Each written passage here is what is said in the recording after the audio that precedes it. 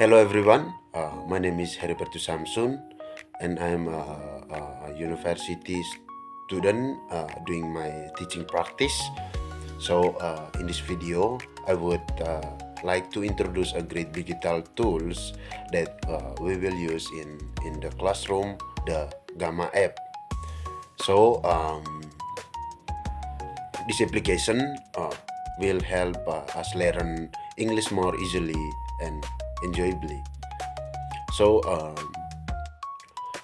I will use Gamma in class X Pharmacy at SMK Santa Matilda Ruteng, especially to teach the topic recount text. Before to continue my video, before to continue this video, uh, I will to explain what is the Gamma app. Okay, Gamma is an online application that helps you create a beautiful and interactive presentation. It is like PowerPoint, but with more modern features and simple design. With Gamma, teacher and student can make learning materials that look professional and fun. It is a very helpful tool for digital learnings, especially when we want to make slides that are easy to understand and attractive. How to uh, access Gamma app? It is very easy to start using the Gamma app. Here are the steps. Uh, the first is open your internet browser like Chrome. Go to the website and typing https gammaai.com and click the button sign up or get started for free, and you can sign up using your email or Google account, and after that you can start making your own presentation, and there's no need to install anything. It works directly from your browser. Next guys, how to use Gamma app. Okay, after you log in, you can create a new presentation. Gamma give you many ready-made templates, or you can start from a blank page, and you can add text, image, and video in your slide, and use animation and transitions to make your slides look more alive. Next, share your presentation with a link so other people can see it online. Gamma also uses AI features to help you create presentation faster. You just write a few words and the app can design the slides for you. Next is advantage of Gamma presentation features. Okay guys, Gamma has some great advantage compared to regular PowerPoint. The first is clean and modern design, good for student attentions. Easy to use, no complicated steps, and works on all devices, phone, tablet, or laptop. And you can add interactive content like videos and quizzes. and slides are automatically arranged and look neat. So guys, these features make Gamma perfect tools for teaching and learning in a fun way. Okay guys, next is I will explain about using Gamma to teach recount text in a class. So for my teaching project, I will see Gamma to explain the topic recount text. In the presentations, I will include the first is what is a recount text, and the structures, orientations, events, and reorientations, and some examples of source recount text. Next is some simple exercises and questions. So the slide will be colorful and interesting, so student can understand the topic more clearly and stay focused. So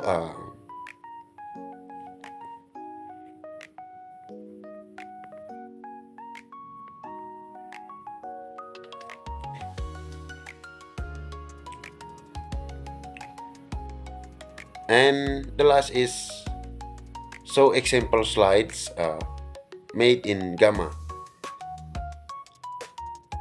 So guys, this all for this short introduction to the Gamma app. Okay, thank you for watching. I hope this application will help us make learning more exciting and interactive.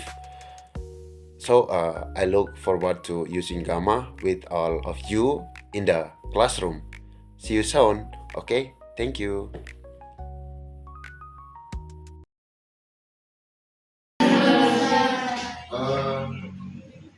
So thank you.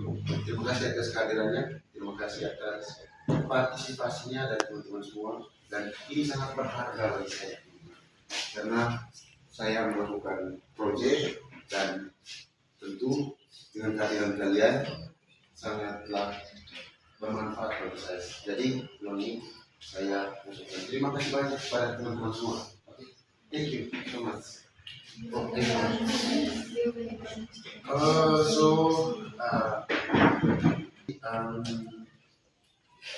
This time we will teach about recount text. Apakah pernah dengar apa itu mengajar itu? Recount text. What is the recount text? Apa itu recount text?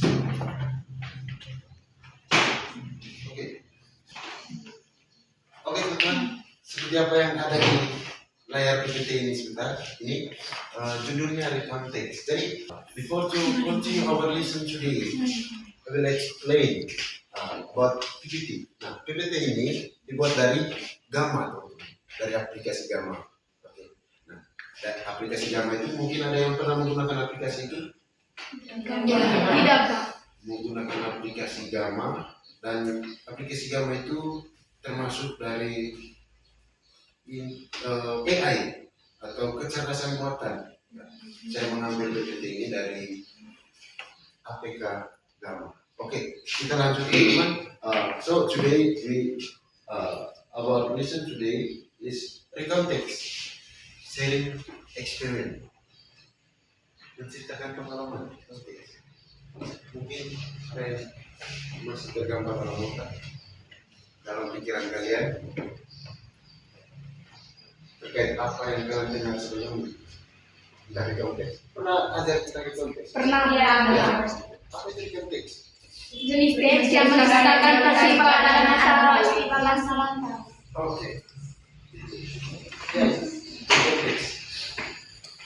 Kita lanjut ke purpose of definition. Tujuan dari recount text dan definisi. Purpose and definition. Purpose dari konteks, tujuan dari konteks dan juga definisi dari konteks. Oke. Coba satu orang baca purpose of and definition. Ini penjelasan yang di konteks kita pasti mas. Coba satu orang.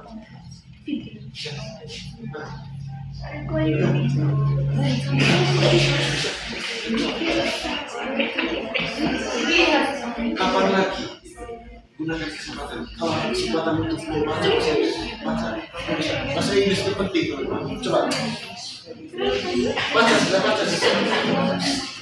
In context and progress efforts or experiences. Beritahu pas bahasa baca yang ikuti sudah. Purpose and definition of context. Context beritahu pas events or experience, not experiences. Experience. Their main goal is inform, informasi, entertain, untuk menghibur, they or reflect atau refleksi. They focus on clear chronological event sequences like there is. They often target a specific audience. Coba dulu baca ulang lagi. Anak.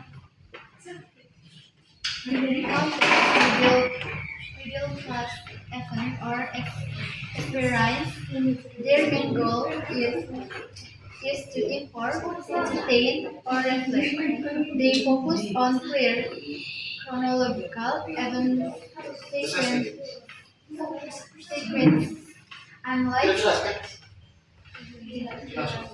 their race, they often target a specific audience. Mungkin ada seseorang yang bisa menerjemahkan titel ini. Apa itu kata titel? Translation. In Indonesia. Nah, ini adalah titel. Berarti ini kembali atau tell keseluruhan dari kata ini yang bermaksud itu menceritakan kembali ini tell menceritakan ketika ada kata di depan yang berarti itu otomatis menceritakan kembali itu. Dari konteks retell past event menceritakan kejadian masa lampau atau pengalaman. The main goal is to memberi informasi. Tujuan memberi informasi, menghibur atau refleksi. They focus on clear chronological atau kronologis, tidak seperti buku harian, unlike diary. Oke?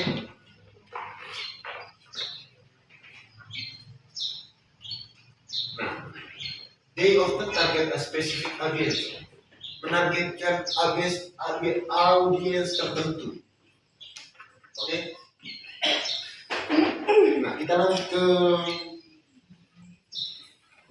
bagian pertama itu kriteria past event, menceritakan kejadian masa lalu. Menceritakan kejadian masa lalu, menjadikannya nyata. Oke. Ya betul. Menjadikan nyata, teman-teman. Terus to inform, entertain, reflect. Memberikan informasi, entertain, reflect. Oke, itu. Terus chronological sequence atau urutan kronologikal. Events structure of the context. Coba baca satu orang sampai sini. Belum lagi.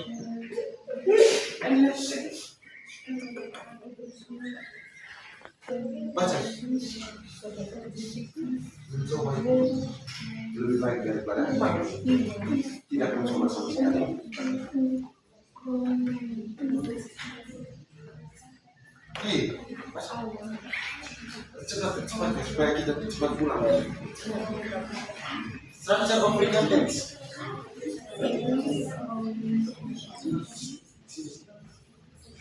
Supaya kita dapat jelasin. A recount text has a class. Coba ke sini. Siapa yang ngomong? Apa? Arahkan ke situ. Coba. Structure of a recount. Oke. Kalian ikuti ya. Structure of recount text. Structure of recount text. A recount text is a clear, Recount text has a clear, organized structure. organized structure. Bukan organized. Organized. It begins. It begins With an orientation. with the orientation, Then the times events. And often concludes with our reorientation. and all the orientation. This framework This framework helps readers follow the narrative. has readers follow the narrative. Oke, itu tadi teman-teman.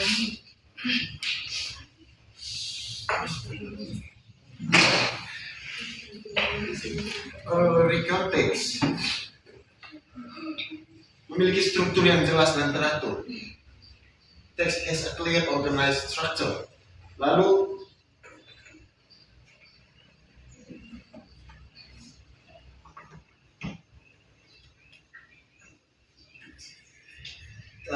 teks ini dimulai dengan orientation, lalu urutan kejadiannya, detail events, lalu masuk ke conclude. Nah, pertama ya teman-teman, kita menggunakan sebelum kita menulis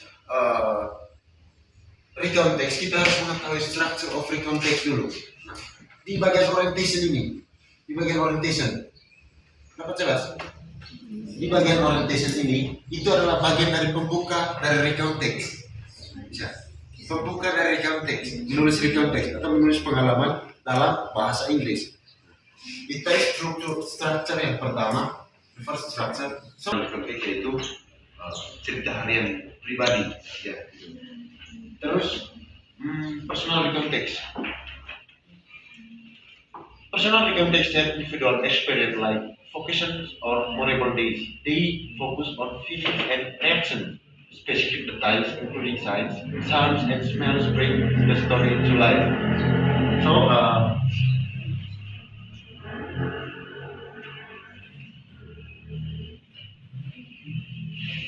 oke, kita langsung masuk ke contohnya. Ini.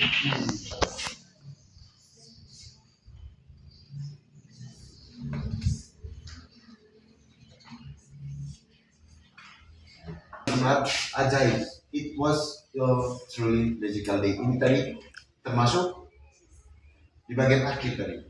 Struktur yang ketiga, reorientation. Nah, yang pertama ini orientation. Yang kedua ini yang di bagian di sini. Oke.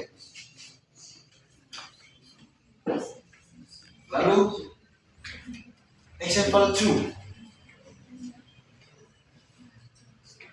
Factual recount. Factual recount describe events objectively, like news reports or historical moments. They maintain a natural tone And use Coba lanjut. They maintain a natural tone and use variable effects, specific details.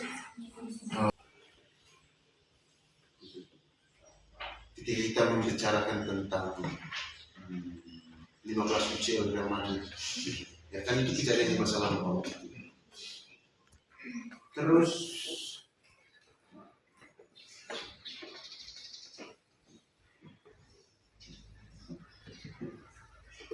oke.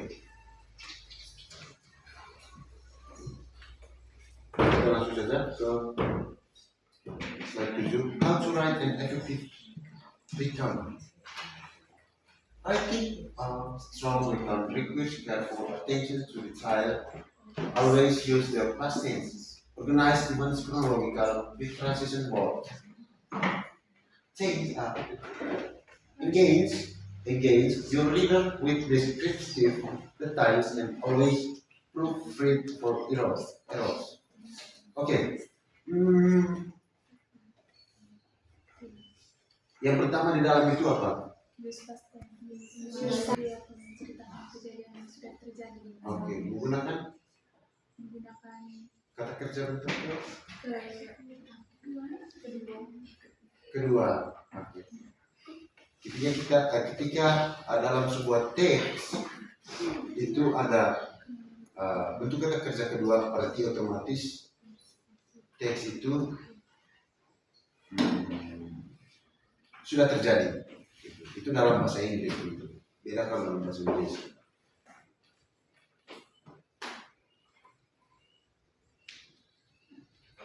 Gunakan bentuk kata kerja lampau atau past tense verb. Dalam menulis recount teks itu kita harus pertahankan bentuk kata kerja yang konsisten, ya teman-teman. Oke. Terus detail deskriptif. Gunakan kata transisi untuk mengalir. Ya. Seperti then, the first, atau kata penghubung, ya, penghubung kalimat. Lalu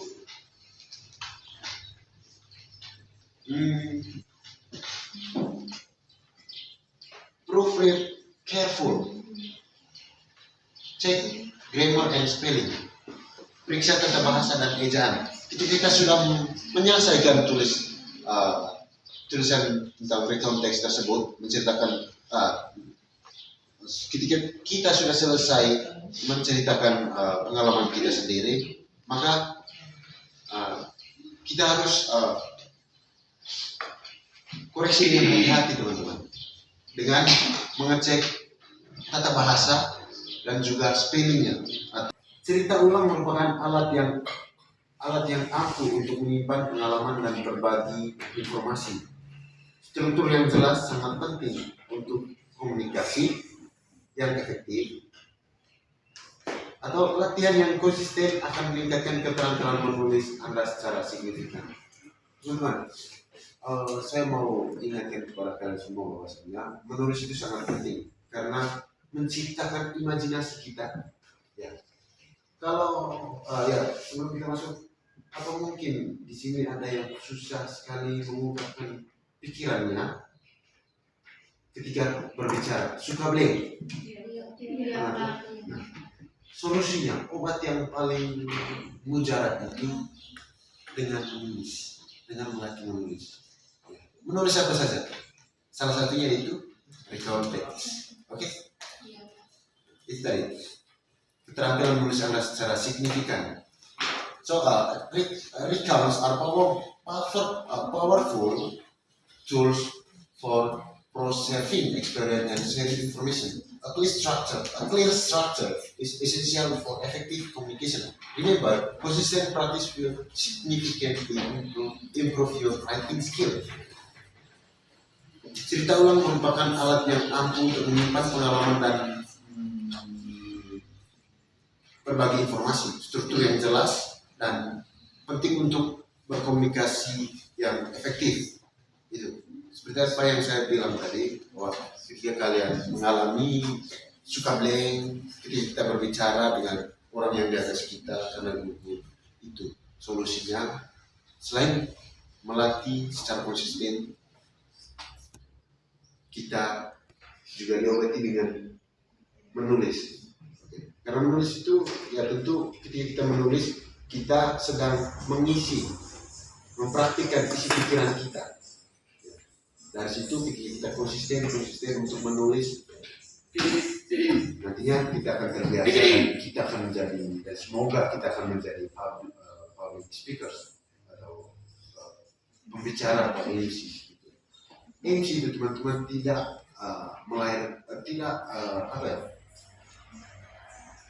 tidak hanya menikah, sejak lahir dia memang harus jadi MC, tapi dia berlatih, menulis,